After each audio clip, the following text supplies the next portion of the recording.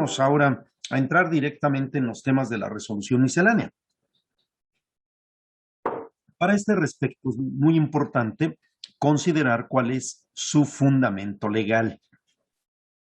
Y este fundamento nos va a dar pie a la clasificación de las reglas que integran esta resolución.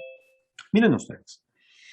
En el artículo 33 del Código Fiscal de la Federación en su fracción primera, se establece para el SAT,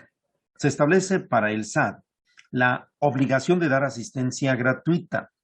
Pero como pueden ustedes observar, la resolución utiliza una palabra en donde dice procurarán. O sea, no es una obligación la publicación de la resolución miscelánea. Repito, no es una obligación del SAT publicar la resolución miscelánea. Se trata de una procuración. Ahora, ellos procurarán publicar anualmente las resoluciones dictadas por las autoridades fiscales que establezcan disposiciones de carácter general, agrupándolas de manera que faciliten su conocimiento. De pronto, la resolución miscelánea nos parece un poco complicada y yo no voy a negar que lo sea. Es compleja en sí misma. Sin embargo, parte de esa complejidad está dada por la nomenclatura de las reglas. Es decir, encontramos reglas que inician con un número 1, reglas que inician con un número 2, 3, 4, etc. Entonces, debemos primero identificar que el número 1 de cualquier regla significa que corresponde a un grupo de disposiciones generales. En las disposiciones fiscales, lo que vamos a encontrar siempre son disposiciones generales que van a afectar a todo el sistema. Ahora, el número 2 se va a referir al Código Fiscal de la Federación. Siempre las reglas que inician con 2 van a ser Código Fiscal de la Federación. El número 3 se va a referir al impuesto sobre la renta.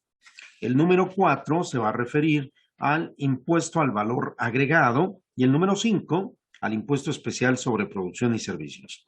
De ahí hacia adelante tenemos más, por supuesto, hablamos de 13 números, pero yo me voy a quedar nada más hasta ese 5, que es impuesto especial sobre producción y servicios. Es el primer número que identifica.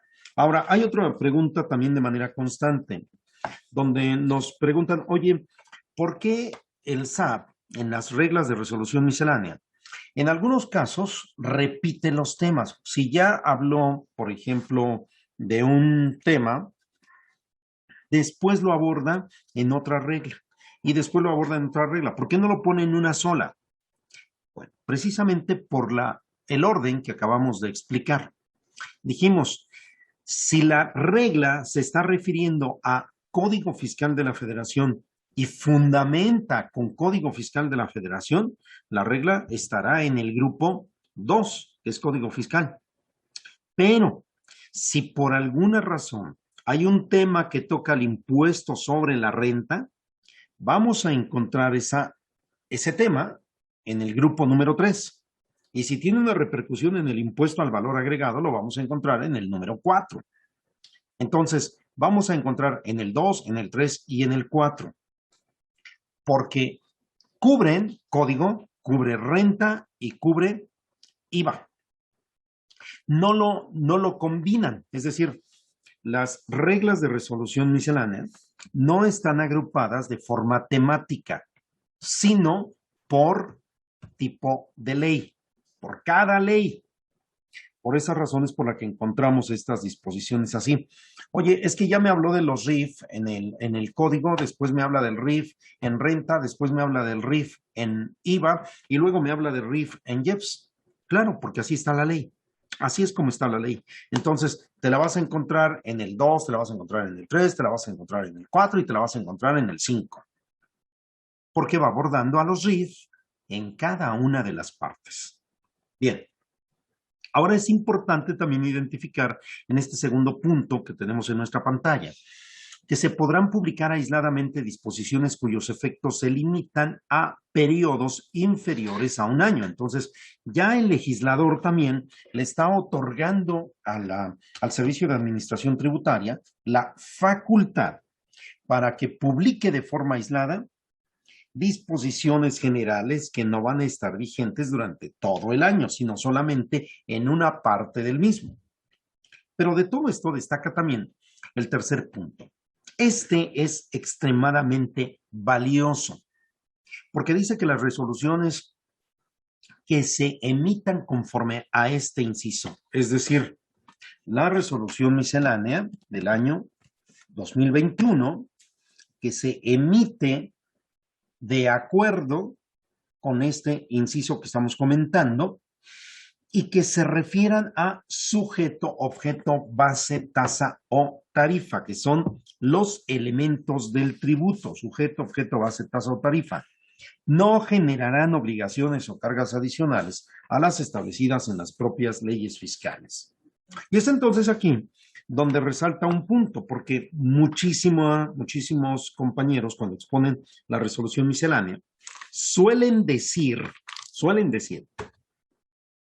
que las reglas de resolución miscelánea deberían otorgar solamente beneficios y no pueden imponer obligaciones, lo cual es parcialmente cierto. Repito, es parcialmente cierto. ¿Cuál es la razón? La vemos en nuestra siguiente lámina.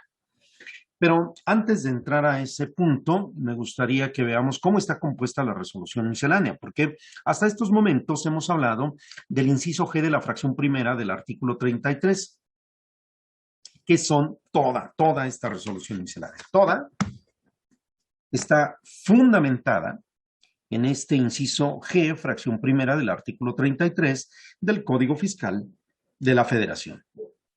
Sin embargo, como pueden ustedes observar, también vamos a tener los llamados criterios no vinculativos.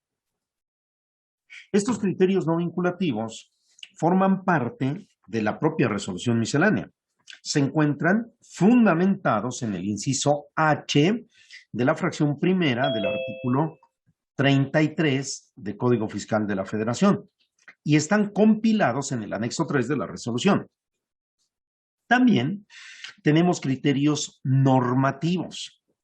Estos criterios se distinguen por las dos últimas letras que componen su nomenclatura. Es decir, comienzan con un número consecutivo, por ejemplo, 01, diagonal, que quiere decir es el primer criterio, diagonal. Después viene la materia que tratan.